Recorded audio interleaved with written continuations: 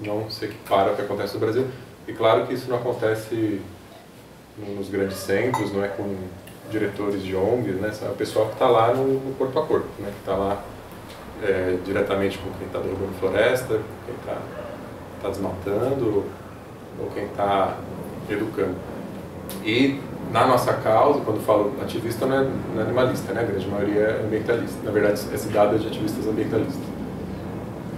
Os animalistas também se incluiriam, mas é muito mais raro na nossa causa. Mas o Leon não é o único caso, mas certamente ele é o ativista que mais fala, mais abertamente, né, sobre isso, que é muito importante também. Quando eu estou em eventos de direitos animais fora do Brasil, é muito comum, né, você encontrar pessoas ou que já foram presas, ou que estão sendo perseguidas, ou que tem colegas que já foram mortos, mas principalmente estão presos, né, nesses outros países. E muitos ativistas aqui no Brasil não se dão conta disso, assim, né, dessa possibilidade. Apesar de no Brasil isso ser muito mais intenso, muito mais provável, né, eu vejo que uma parte dos ativistas não percebe essa realidade, né, da repressão, do calar os ativistas. E conforme o nosso movimento avança aqui, é para isso que a gente avança, né? Enquanto nos Estados Unidos e Europa a gente vê muitos ativistas animalistas sendo presos, leis sendo feitas, né, para coibir o ativismo, e falar, eles estão 20 anos na frente, então daqui a 20 anos é isso que vai acontecer no Brasil, a gente vai ter mais leis para reprimir os ativistas animalistas. Não. O que vai avançar no mesmo sentido da realidade que a gente tem aqui para os ativistas sociais, para os ativistas ambientalistas, né, porque é nessa realidade. Então, quando a gente começar a incomodar mais, é mais disso que vai passar a acontecer, de maneira mais dura, mais clara. Então, quando o Leon traz essa experiência para a gente enquanto aprendizado, né, ele não fala isso como um desabafo, ele fala isso como educador, é muito importante que quem esteja entrando na causa, já esteja, possa aprender com isso, né, desde as virtudes, de saber, né, quando dar um passo para trás, quando seguir adiante, de onde tirar sua força, até quando parar, como foi o caso de alguns. Também não posso julgar se foi certo ou não eles terem parado, cada um sabe como é que faz. Mas já quanto antes quem está iniciando puder pensar, né, ter isso em mente, e até olhar para os outros grupos também, né, o Vedas de setembro para cá reduziu muito, além das atividades cotidianas, né, mas o tanto que a gente estava cutucando em algumas áreas, assim, né? E muita gente olha isso como algo definitivo, né, aí pronto, né, parou, não vai mais ativo. Não, a gente tem que pensar de maneira estratégica, né, colocando prudência em primeiro lugar, se a gente precisa poder continuar o trabalho. Então, obrigado, Leon, por estar sempre compartilhando de maneira aberta e sincera isso com a gente. E, como eu falei, enquanto educador, né, na medida que isso traz eu espero que assim que as pessoas escutem, né, na medida em que isso traz um ganho, um aprendizado, né, não só algo para a gente falar, nossa, olha o que está acontecendo, mas assim, se eu quero também seguir esse caminho, né, estar mais atuante, então preciso aprender com isso para poder atuar mais e por mais tempo pelos animais. Então vamos abrir para as perguntas. Essa fala do Jorge ela é boa, essa comparação com o que rola lá fora, que já tem uma certa tradição. É interessante porque é o seguinte, nós ainda não, talvez isso, como o Jorge falou assim, nós não temos uma certa noção, até para fazer esse comparativo, porque nós ainda estamos na fase de recuar na ameaça verbal, né? Muitos ativistas recuam, né, na ameaça, seja trabalhista, qualquer coisa assim, ele já recua ali. Lá fora, já passou dessa fase da ameaça verbal, o ativista lá, ele ouve a ameaça verbal e ele continua na sua ação e vai descambar numa prisão ou numa morte. E o movimento está estruturado para dar apoio para o ativista que recebe essas ameaças. Então, assim, nós aqui ainda estamos nessa fase assim, de você ir para o seu ativismo, você fazer o seu trabalho e você começar a ouvir algumas determinadas ameaças e você não ter aquela estrutura para segurar essa onda, enfrentar aquela ameaça. Você opta por, vou sair fora, vou mudar de ramo, eu vou continuar aqui, mas eu não vou continuar fazendo meu ativismo, né? Vou só fazer o meu trabalho e não vou dar continuidade, entendeu? Ou porque não teve um suporte, ou porque não teve, como eu falei, no meu caso, eu me fundamento na teoria, né? Uma teoria ali que me alimenta, uma ética animal ali que me alimenta o tempo todo, que ela me policia o tempo todo, né? ela me policia o tempo todo. Então, assim, isso é importante também, isso é interessante. Assim. Nós temos que começar a nos ver e nos relacionar de maneira a dar esse suporte também ao outro, tá? Para ele não recuar no sentido de desanimar. Às vezes o recuo dele ali é num momento que não era necessário. Às vezes aquela ameaça ali é só um blefe mesmo, tá? É só um blefe, tá? Tô falando de situações mais tranquilas, tá, gente? Caso estou falando aqui de fazendeiro, fazendeiro não blefa, tá? Fazendeiro ele não perde tempo, tá? Tá incomodando o comércio dele, que para nós não é comércio, né? Para nós é assassinato, né? Os bois ali para ele é um produto, para nós não é. Então para ele não tem problema, tá? Ele não fica, eu já avisei, né? Porra, o cara insistindo, não tem essa, né? Quem faz isso no meu caso, na parte burocrática, quem faz isso é diretor de escola, professores, né? Porra, mas 4ª reunião com esse cara, só esse mínimo, o cara não muda a aula dele, entendeu? Eles vão sempre ficar insistindo nessa questão. Agora, quando você atinge um nível maior, Câmara de Vereadores, né? Políticos aí que fazem leis bem-estaristas e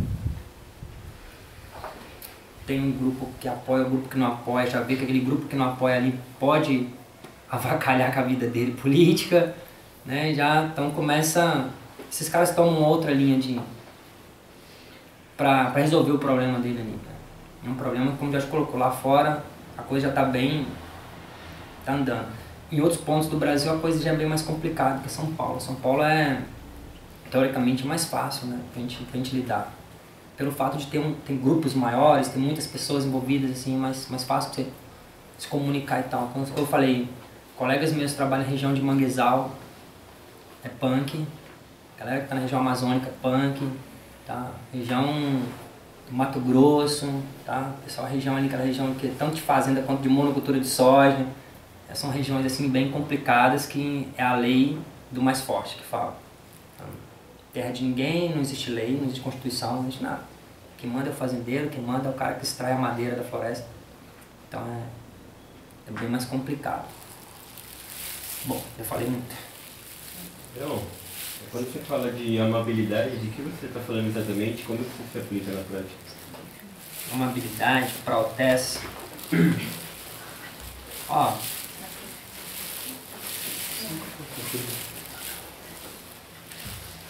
É uma questão até complicada, viu, Bruno? Porque assim, é um tema complicado na ética animal, porque a ética animal, ela critica Descartes ou racionalismo, né? Porque foi o racionalismo que basicamente sustentou todo esse especismo e os animais estão na situação que eles estão porque a humanidade foi extremamente racionalista e nos separou dessa maneira, então... E aí, por outro lado, essa é a minha visão, não sei se eu estou correto, nós, da ética animal, utilizamos do mesmo racionalismo para defender, quando o nosso argumento ele é estritamente racional e lógico, como alguns teóricos da causa animal aí defendem que só através do raciocínio ético você consegue mudar o outro, o que é uma piração doida, tá? Então você critica um cartesianismo porque ele é muito lógico, muito frio, uma lógica instrumental, mas na hora de você defender os animais eu tenho que usar de uma argumentação de uma lógica instrumental. Aí quando eu coloco a questão da amabilidade, que é uma virtude de amar, porra, o amor ele não cabe dentro da ética, ele não cabe dentro da lógica, da razão. Eu já vejo de outra maneira, tá? Eu acredito que a amabilidade ela anda de mãos dadas com a empatia. Causa animal sem empatia não tem causa animal, cara. Não é a causa pelos robôs. Né? Então, o que é amabilidade? Primeiro, você amar a si mesmo. Como eu falei no começo, eu me alimentar bem. Tá? O meu corpo me representa. A minha saúde me representa. Amar os outros, humanos e não humanos. A amabilidade é uma virtude, por exemplo, que ela nos protege contra um vício da causa animal. Não vou falar da causa animal, não vou falar tão da causa animal, vou falar assim, o que a senhora chama de socorristas ou o que nós chamamos vulgarmente de cachorreiros. porque eles usam o título de defensores de animais, não são defensores de animais, defender cão e gado é diferente. Defender cão e gado é defender os animais. São pessoas, por exemplo, se você perceber pelas redes sociais, são geralmente as pessoas que mais fazem um discurso de ódio. Então, se você posta uma foto de um vivisector, você vai ver a sequência de comentários assim: tem que fazer a mesma coisa com esse filho da... Porra, tem que pegar esse cara e fazer a mesma coisa. Se a cena do... uns massacres lá de cachorro, não sei onde, o cara com facão, tem um monte de cachorro degolado. Tem que fazer a mesma coisa com esse cara, isso e aquilo. Esse discurso de ódio, a amabilidade, pelo menos ela, como é que se diz? Ela me bloqueia para ter esse tipo de pensamento de que o humano que tortura, mata, faz barbaridade com os animais, ele deva sofrer no mesmo grau. Tá? Você pode falar assim, amabilidade para os gregos então seria a ahimsa para os indianos? Quase a mesma coisa. Tá? O que os indianos defendem como a não violência, os gregos chamam de prautes, que seria amabilidade em português. Tá? Eu tenho que me amar, literalmente, eu tenho que amar os outros, independente se ele é especista ou se ele não é especista. Até porque ele não é especista porque eu nasci querendo ser especista. Eu sou especista porque eu fui criado numa família e numa cultura especista, cara. Ninguém aqui nasceu falando, porra, meu sonho no útero da minha mãe era ser especista, cara. Não, cara. Todo mundo que nasceu, infelizmente, criado numa cultura que naturaliza a exploração animal. Então, assim, óbvio, depois de conhecer a temática da causa animal, você vai ter pessoas que vão escolher ficar do lado do especismo e defender notoriamente, você vai. Inclusive teóricos acadêmicos. Tem confrontos aí famosíssimos na causa animal de teóricos que o cara é defensor do especismo. Defende abertamente com artigos e livros defendendo que animais não podem ter direitos por esse motivo que nós já derrubamos, né? O Tom Rigas derrubou, tal. Que os animais não sentem da mesma forma, tem uma tese cartesiana, o cara vai lá e traz ela de novo, ele tenta dar argumentos da área biomédica e tal, que já foi derrubado também, mas vai ter o cara defendendo, entendeu? Eu tenho que odiar esse cara por isso? Não. Discurso de ódio com esse cara, não. Então, a amabilidade, ela é essa questão de você ter esse sentimento, tá, galera? Não é pra sair amando todo mundo, tá? Não é não voltar pro Woodstock, não é um retorno ao Woodstock, tá? Mas é uma questão do sentimento que você trabalha, tá? Que ele é fundamental, inclusive, para ajudar na estruturação da prudência que eu falei lá no começo. Porque se eu não me preocupo comigo mesmo e com os que estão à minha volta, eu tô nesse confronto que eu falei que eu tô lá. Pô, eu tenho família. Eu posso falar assim, pô, sou um porra louca, não tô nem aí, vou encarar mesmo, vou pro confronto. Mas já fui ameaçado de morte. Não tem problema, vamos lá. Pô, se eu estivesse sozinho no mundo, tudo bem, cara. Poderia ser um porra louca e falar, não, beleza, vou pro confronto. Mas muitas situações lá, o cara não vai me atingir. Ele vai matar minha mãe, ele mata minha esposa, ele mata o filho, ele mata assim que os caras fazem. Ele não vai atingir você, ele atinge quem tá do seu lado. Que às vezes é muito pior.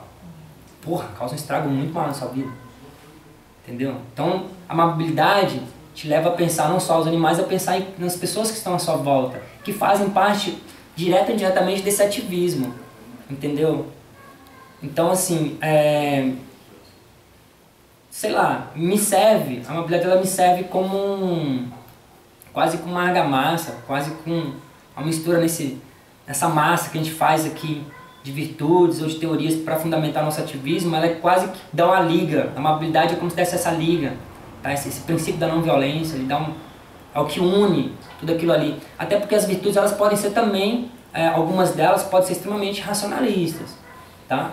A da justiça, por exemplo, ela pode ser extremamente racional, porque simplesmente não é justo que os animais sofram daquela forma, que eles sejam usados daquela forma, ponto.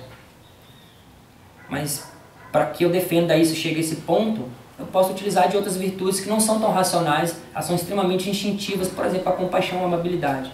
Né? A compaixão, aquela questão de você se colocar no lugar do outro. Tá? No colocar no sentido de sofrimento mesmo, de eu me comover com uma cena de tortura, me comover com uma cena de abate, me comover com uma cena de experimentação. eu me comovo e eu não quero aquilo, eu não quero que outros passem por aquilo. E isso vai o quê? É algo que mexe internamente, mexe com o meu sentimento, com as minhas emoções e que sustenta a minha parte lógica, que sustenta a minha parte racional, tá? Que não seja, obviamente, uma razão instrumental.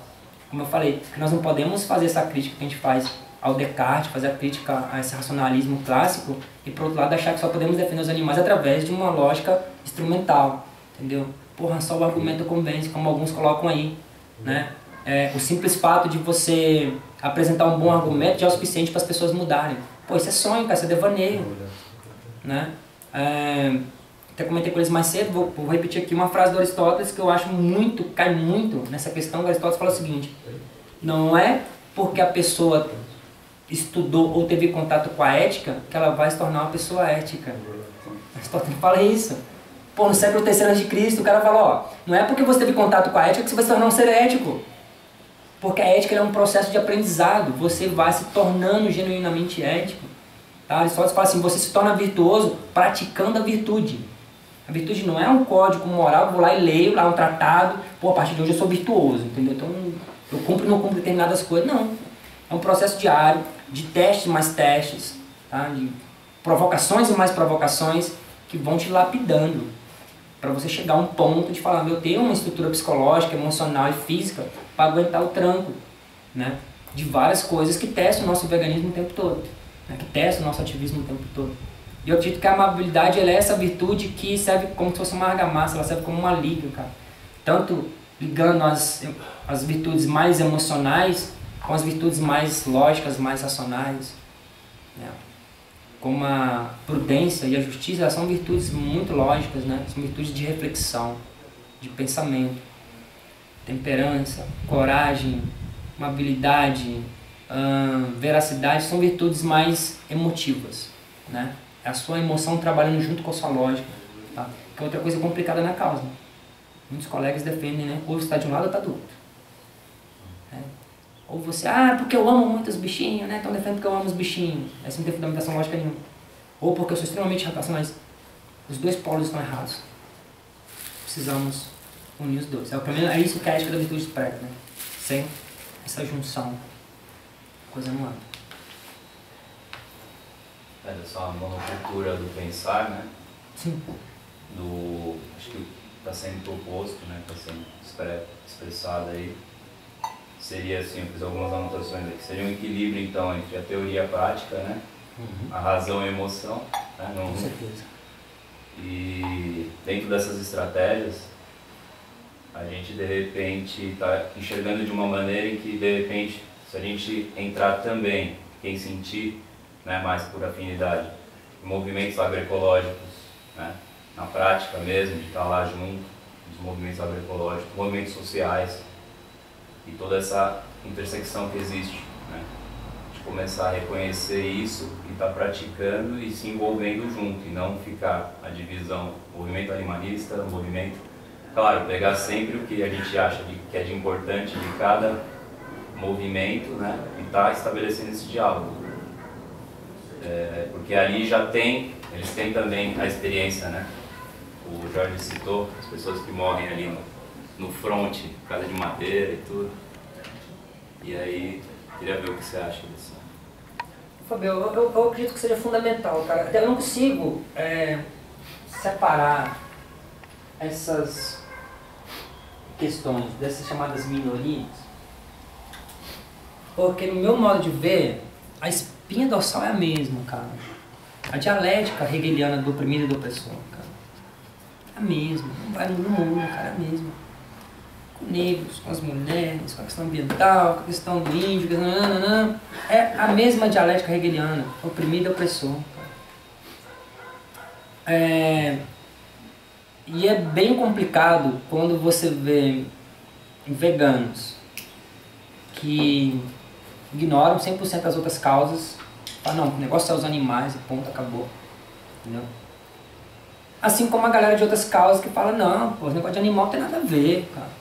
O importante é que é defender as mulheres, pô, a história do patriarcado, não sei o que, vem aquele discurso panfletário, ou não sei o que, porque os negros da periferia, porque eles sofrem mais e tal. ele não consegue enxergar que a opressão dele, a história de opressão dele, ela é igual ou similar ou parecida com a história de opressão de vários outros segmentos, cara. Que pra tomar paulada todo mundo tá tomando igual, cara. Ele não consegue enxergar isso. Então assim, eu acredito que é uma falha de todos os movimentos que não conseguem ver que na questão da opressão todos estão sofrendo da mesma forma, cara. Do meu modo de ver, posso estar errado? Posso estar errado. Tá? Eu acredito que é questão de sofrimento.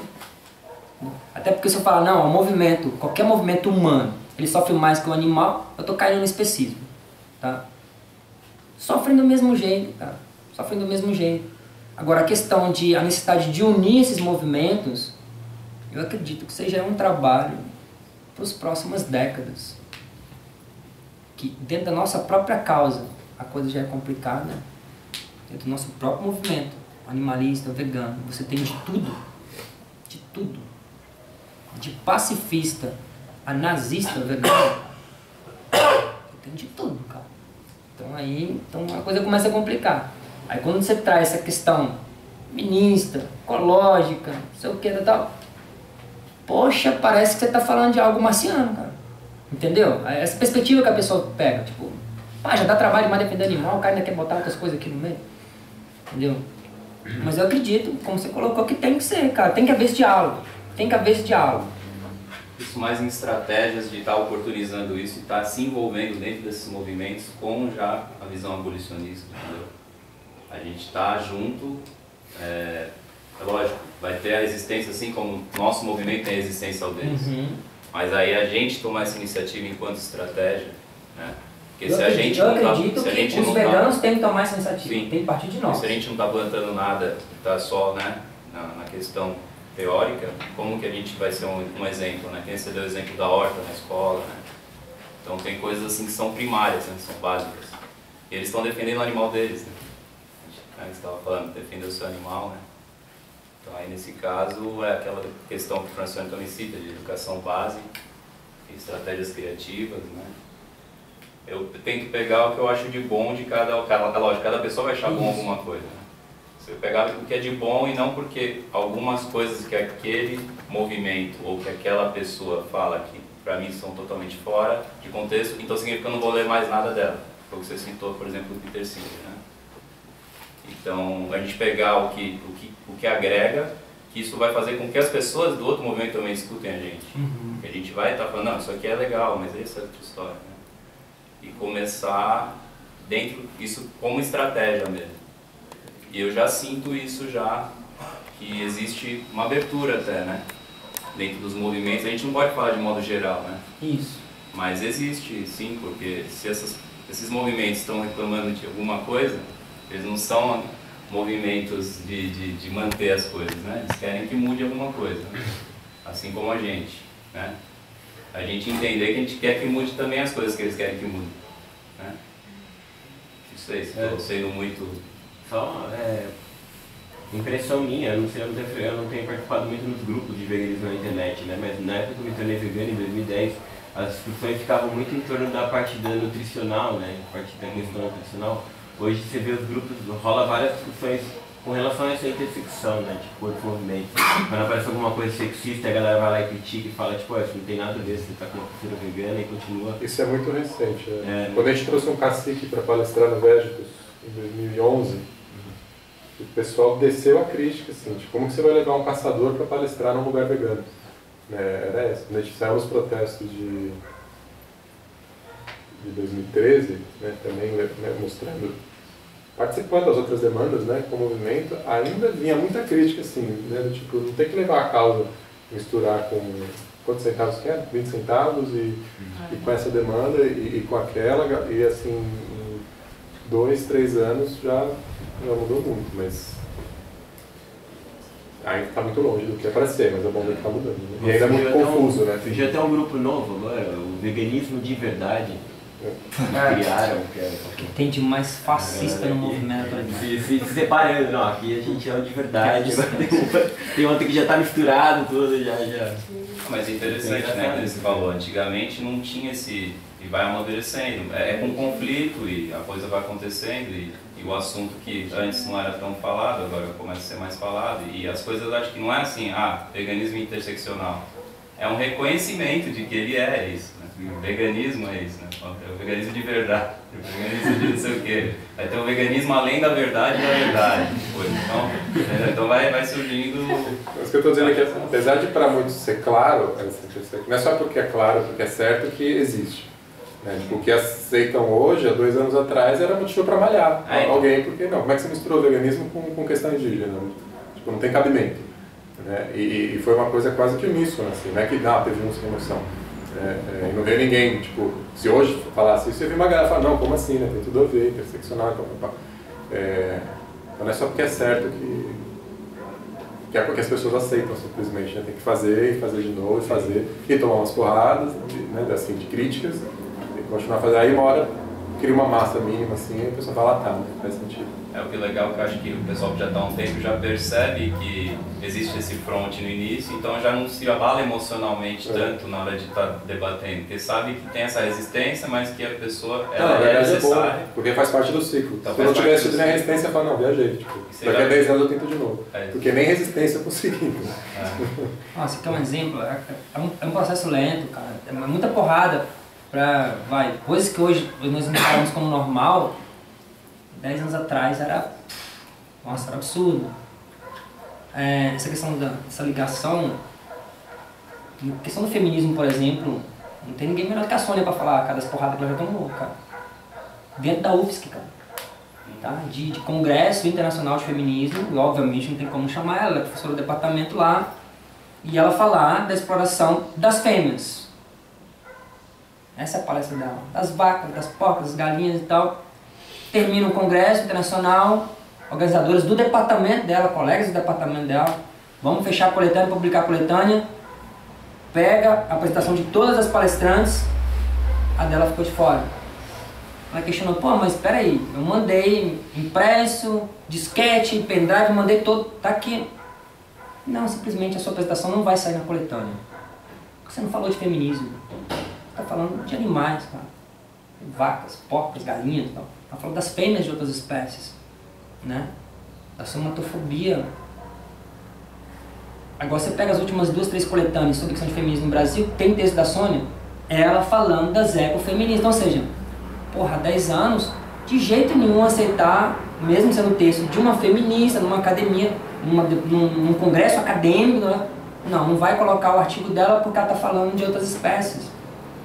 Agora, já tem coletâneas de feministas no Brasil que não são simpáticas à causa animal, mas acharam interessante que tenha um artigo da Sônia falando dessa ligação do ecofeminismo com a defesa dos animais e tal. Eu pensei, pô, mas 10 anos de paulada, né, cara? 10 anos publicando já. Já que não vai pra coletânea, eu vou botar na internet meus artigos, cara. Vai indo. Uma hora a coisa vai andar, entendeu? De incomodar a academia, as academias no Brasil, e falar, ó, pô, tem uma teórica aqui que tá falando de uma vertente da nossa linha que até agora a gente não publicou, cara. Pô, vai começando a ficar feio a coisa. Até que, como veio aí de 2 editoras acadêmicas, falaram, não, tem que botar o artigo, tem que botar. Né? Então, assim, como o Jorge colocou, é um processo lento, cara. E no começo a galera vai zoar mesmo. Mas eu acho que tem que ligar, cara. Tem que fazer essa... Você falou de evento, cara. Evento vegano, como o Jorge falou do cacique, evento vegano, chamar a galera de outros movimentos, cara. Convidar, entendeu? Sem ter esperança de que os outros movimentos vão nos convidar, tá, galera?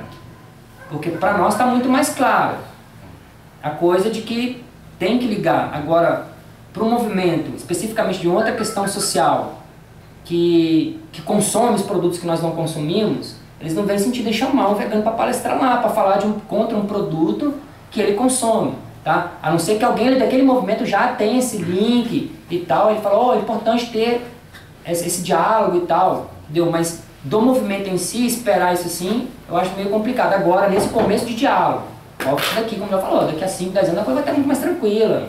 Não dá para esperar, não dá para reclamar que ele está lá, né? Porque se a gente está enxergando eles, então a gente tem que participar do dele. Mas aí no caso que nem assim, de estar chamando os movimentos, não é só no sentido do objetivo que a gente pensa enquanto animais não humanos, né? De estar reconhecendo mesmo esses movimentos, né? Que tem muitos veganos que não reconhecem, então está trazendo eles para a gente conversar com eles e está reconhecendo, né? Enquanto organização de um evento, você está apoiando esses movimentos, né? Porque as pessoas do nosso movimento, muitas não reconhecem, né? De repente é uma falha do entendimento do nosso próprio movimento, né? E a estratégia, no caso, da gente observar o que aconteceu, que demorou 10 anos, 20 anos, a gente sempre quer uma coisa um pouco mais rápida, né? Então a gente está pensando em estratégias diferentes, né? De repente, a gente foi acontecer daquele jeito e demorou 10 anos. A gente pode tentar no laboratório fazer uma outra maneira, se envolver em outros movimentos para a coisa começar a caminhar, né? Não vai ser para amanhã, né? De repente, mas é um laboratório, né? Pegando o gancho do Fabio, aí lembra do trabalho do Pedro, por exemplo, onde ele consegue fazer um trabalho com agricultura, né? Como é que ele define lá? Biointensivo. Biointensivo. E existem estudos, né, que estão sendo desenvolvidos, inclusive em outros países, onde ele consegue otimizar a questão do cultivo da terra, ou seja, o sentido de autonomia que tem que ter o ativista, né, que é importante também, a gente ter esse sentido de autonomia. E às vezes procurar uma técnica para ajudar isso, né? Então também a questão no ativismo, procurar, se não tem o recurso, também não desistir, né? Procurar trabalhar, ver até que ponto vai as suas limitações. Evidentemente, todos nós temos limitações, mas também temos potencialidades. E a partir dessas potencialidades é que a gente pode fazer um trabalho mais independente. E contar, então, às vezes, com uma troca aí de informação, de formação também para efetivar um trabalho. De repente, essa ideia, não sei se você sabe como é que funciona, mas eu entrei em contato via Fabio, que deu as dicas sobre esse trabalho, é um trabalho bem interessante e poderia ajudar. Dentro do movimento agroecológico tem um monte de coisa, né? Nesse caso ele está falando do cultivo biointensivo.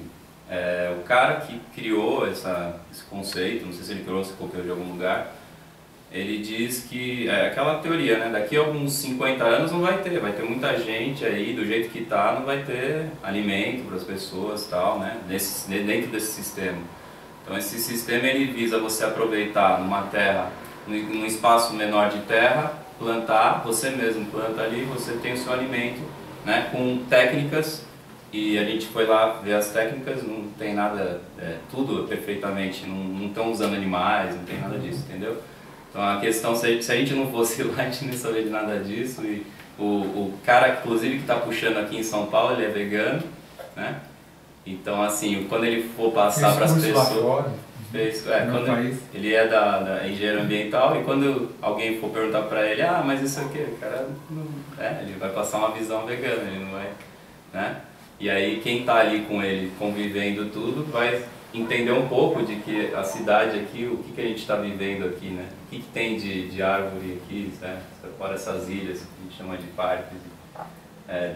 Ter um contato um pouco mais, né? A gente não pensar em extremos também só, né? A super cidade só cimento e só o lugar isolado ali no campo, bucólico, né? Você está pensando já nesse movimento, né? Tem uma ligação mais assim, não de consumo. Essa relação de consumo ela é muito destrutiva, né? A gente oportunizar outros tipos de relações. Porque ele fala mais no sentido de algo, assim, conseguir produzir o seu próprio alimento. Sim. Antes de mais nada. Autonomia. Né? E o que eu fui lá ver na prática, né? Então os canteiros, ao invés de ser assim, por exemplo, aquelas trilhas, né, de sementes, não, a distribuição é muito mais abrangente, um aproveitamento da terra muito maior. Isso que você falou dessa autonomia, de produzir o próprio alimento, é uma outra contradição muito complicada da região que eu estou e que eu conheço modestamente o estado de Minas inteiro. Lá onde eu estou, na região inteira, as cidades todas próximas, não tem McDonald's. Tem muita gente que fala assim, nossa, que bom, cara, não tem McDonald's na cidade, não na cidade não. Mas tem lanchonetes em cada esquina, elas são pequenininhas, são tipo como se fosse um trailerzinho, tá? Que é um McDonald's caseiro, cara. tão lixento quanto. E quando você fala de produzir próprio alimento, eu bato de frente com uma outra barreira, que é o quê? Toda uma juventude que já cresceu viciada nesse tipo de coisa. É quando você fala, né, quando nós falamos numa produção do seu próprio alimento, e como eu coloquei no começo, pô, eles têm quintal, eles têm terra, dá para todo mundo plantar hortas, e além de hortas comunitárias, que é o meu objetivo, fazer hortas comunitárias, parece que você está falando de coisa de outro mundo. Entendeu? Pô, mas é mais fácil ir ali, ó. Pô, ali o cara tem ali um lanche desse tamanho. Entendeu? Com 3, 4 bife, com bacon, com banha de porco, com mais não sei o que, queijo caindo pra cá, desse tamanho. Mas é como nós colocamos, desistir por causa disso? Não. Se eu conseguir fazer algumas coisas se algumas coisas derem certo, um nível maior, fora da minha aula nua e crua, porque minha aula é nua e crua de ética animal, saindo disso, indo para a parte prática, que quebra o comércio dos caras, cara. Pouco de importância para quebrar o comércio dele. Que ele venda a quitandinha dele lá de bacon e passa a plantar também. Entendeu? Simples assim. Mas não é simples, não é fácil a coisa, não é... Porque é viral o negócio, cara. Essas comidas mais rápidas, as comidas é muito mais palatável do que... É muito estranho, porque, sei lá, é a questão de mudança de consciência, porque pra quem já tem um quintal, pô, parece uma coisa tão prazerosa você ir no seu quintal, pegar ali a verdura, você vai lá, você prepara. E é interessante que você vai conversar com os avós, nas cidades que lá são pequenas, cidades pequenas, os avós ainda vivem dessa nostalgia, né? Os avós vão no quintal, pegar os temperos, os negócios, vão fazer e tal.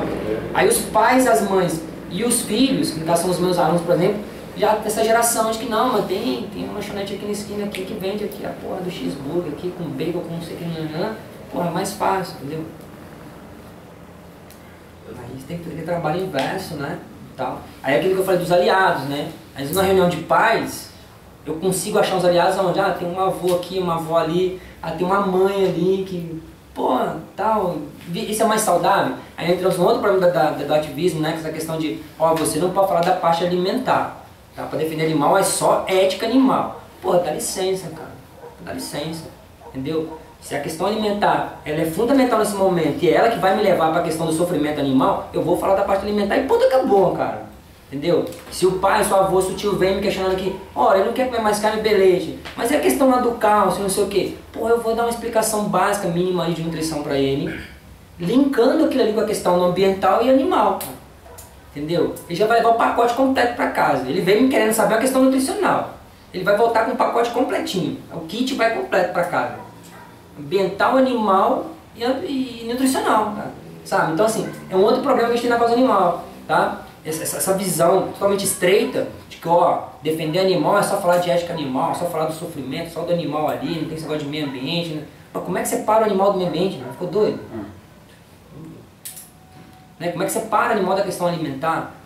Né? Então assim, isso que vocês colocaram é interessante, tem essa, no caso do meu LASP, tem essa barreira já viciou uma juventude, esses lanches já viciou uma juventude, mas por outro lado, como eu falei, eu posso, né, porque eu ainda não entrei nessa questão ainda com eles, tentar ter aliados com esses avós que ainda fazem esse tipo de alimentação, que é pegar no quintal e fazer, e que são nostálgicos dessa época de que assim, a família comia junta, você vai no quintal, pega tudo e faz, né, mesmo os filhos ou os netos indo já para uma coisa mais de cidade grande ou até estrangeira, de tudo muito rápido, muito fácil e tudo mais artificial possível, melhor, quanto mais industrializado, melhor.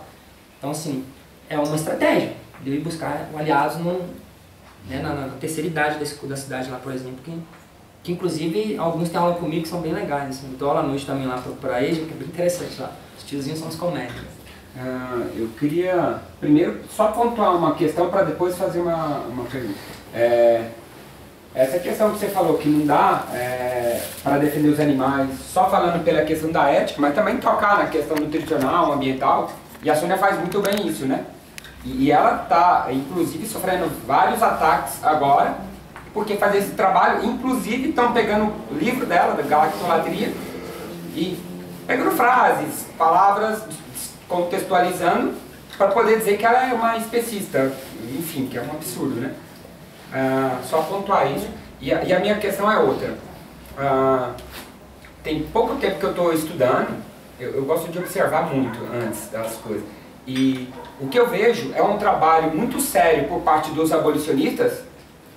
E o que eu percebo às vezes, eu vejo um movimento, e quando eu falo um movimento, é dessas pessoas que leem pouco e já acham que sabe tudo, e aí começa a questão dos grupos a se degladiar, né?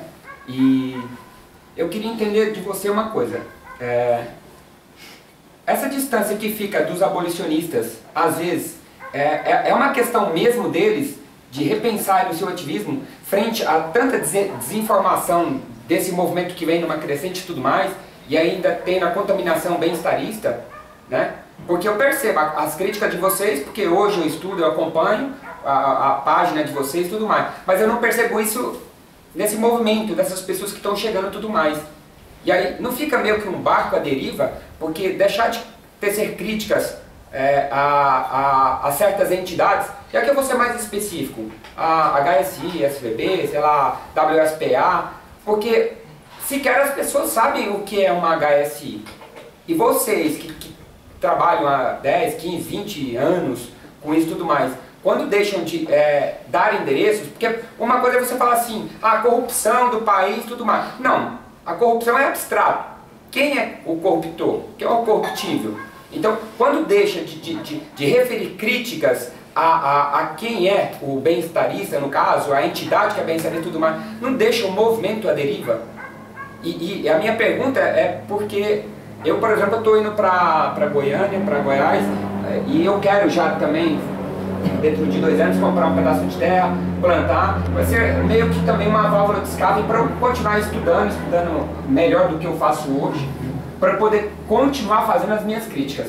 Porque quando cessam as críticas, mas com o endereço certo, eu fico com medo. É por isso que eu queria que você me tirasse a dúvida. Não fica um barco à deriva, esse monte de gente chegando?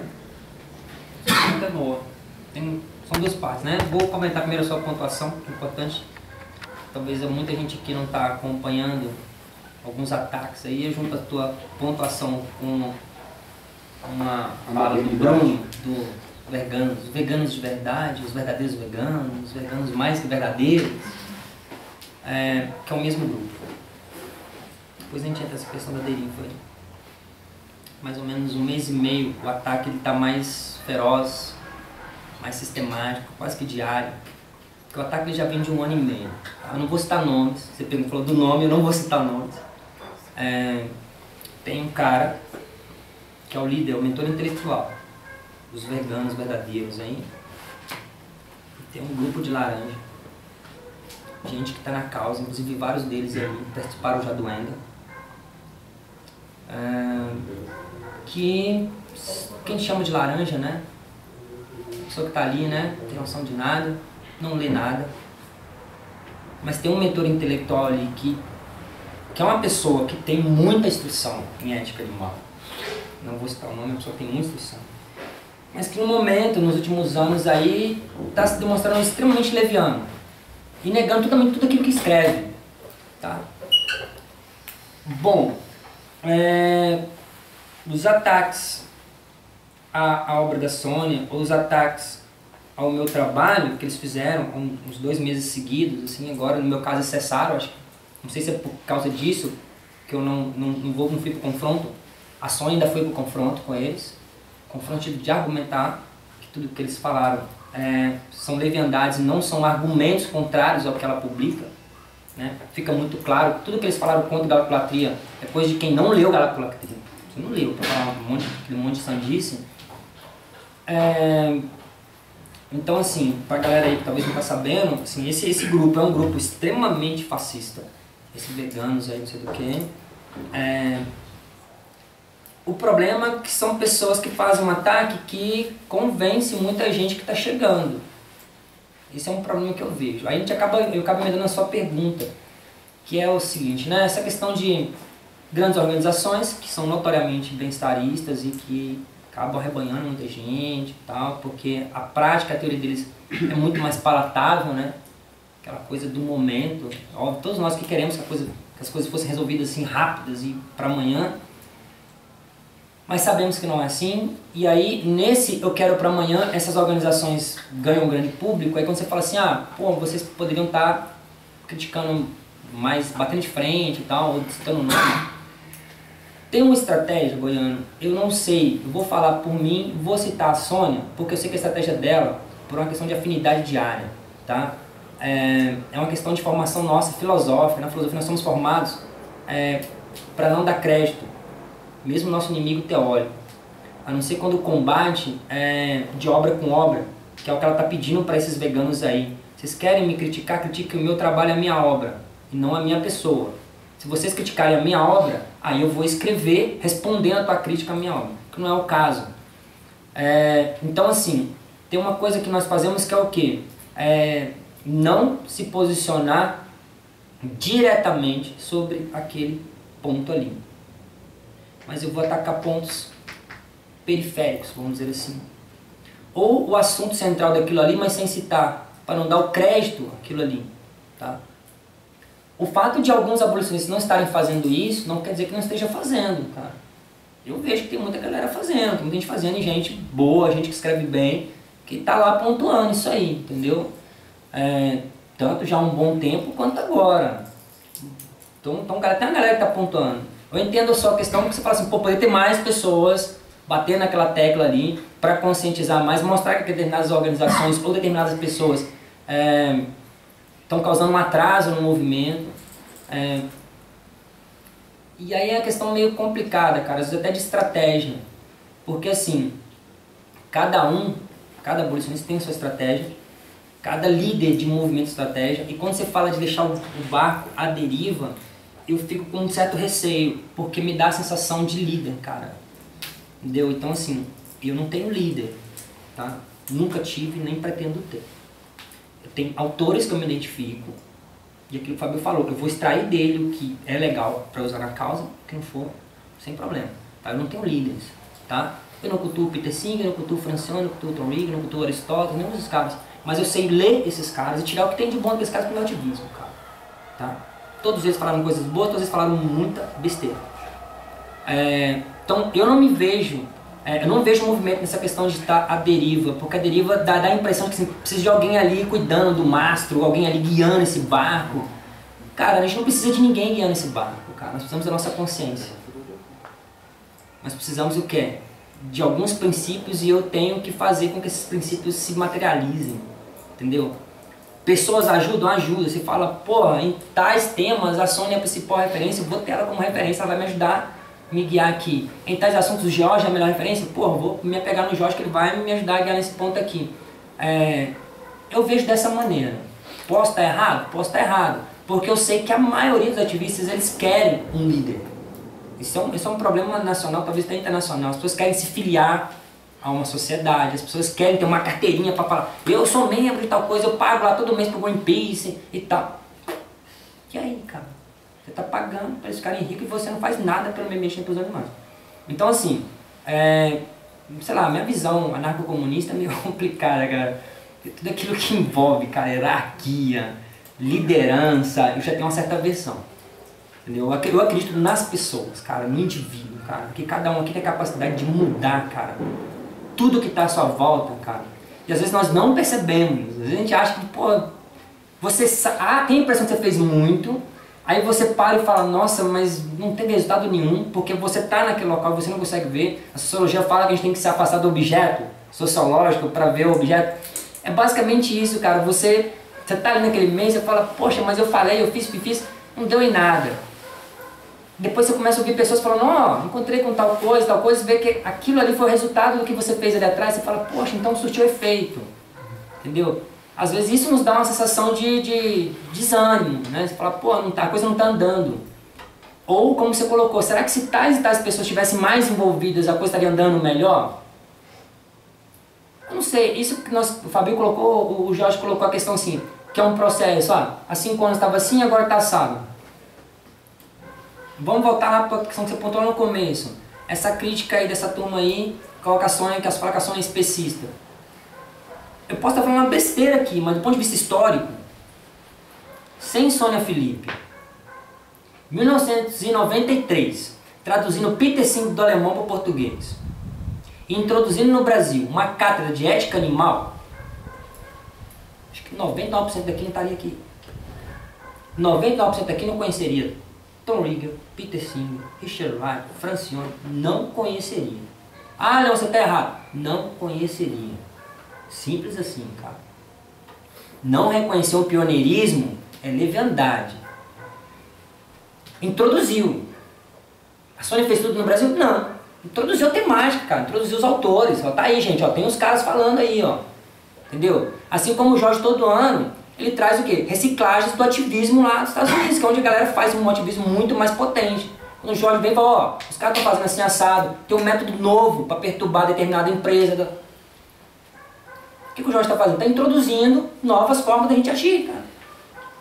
Não reconhecer esse trabalho do Jorge, esse pioneirismo do Jorge, de estar lá buscando, né, tendo contato com essa galera, como ele colocou, gente que passou determinados anos preso porque invadiu determinada fábrica ou universidade ou laboratório. Muitos aqui nem saberia, cara, que isso acontece. Né? Mesmo estando na... Por que a gente está na causa e essa causa hoje é um pouco mais estruturada? Porque tiveram essas pessoas. A Arte Levar é pioneiro na parte jurídica, a Sônia na parte ética, o Jorge na parte de ativismo. Pioneirismo, cara. Então, assim, eu acredito que não precisamos de líder, cara. Então, não sei se eu respondo essa pergunta, que não deixar a deriva, cara. Eu acho que fica a deriva quem quer alguém liderando ele, cara. Tá? Eu fico sem saber o que fazer porque eu estou esperando alguém me dizer o que eu faço. Entendeu? Enquanto eu ficar esperando alguém me dizer o que eu faço, eu vou ficar à deriva, eu vou ficar perdido, para onde eu vou. A partir do momento que eu paro e falo, meu, eu sei pensar, eu sei ler, sei refletir, porra, eu tenho perna para andar. Vamos fazer acontecer, cara, vamos fazer acontecer, entendeu? Pô, tô sozinho num lugar só, o que eu posso fazer aqui? Momento lá, o que eu vi? Pô, vou entrar com a questão das hortas, vou conversar com não sei quem da prefeitura, vou tentando fazer umas coisinhas aqui, entendeu? Semana que vem, sábado que vem, dia 9, se eu não me engano, eu vou começar, já está montado lá já, vou começar na cidade lá, um grupo de estudos de ética prática. Tenho 13 jovens e adultos inscritos da cidade. Eu fiz um cartazinho e coloquei na escola. O cartazinho foi parar no mural da prefeitura. A cidade inteira está sabendo. Olha, o professor tal, lá da escola tal, pô, ele vai fazer um grupo de estudos de ética prática, de teoria política, não sei o quê. Porque eles não sabem nem o que é. Entendeu? Tirei a cópia de alguns textos, deixei na escola, espalhou para um monte de gente. Pô, esse aqui, eu falei, ó, quando eu voltar de São Paulo da viagem, esse aqui é o texto, tá? Que vocês vão ler e tal, pra gente debater e discutir. Ali, vamos começar. Se desse grupo aí vai aumentar, e se desse grupo vai sair um grupo de ativistas de animais naquela cidade lá, na cidade vizinha, não sei. Espero que sim, quem sabe. Entendeu?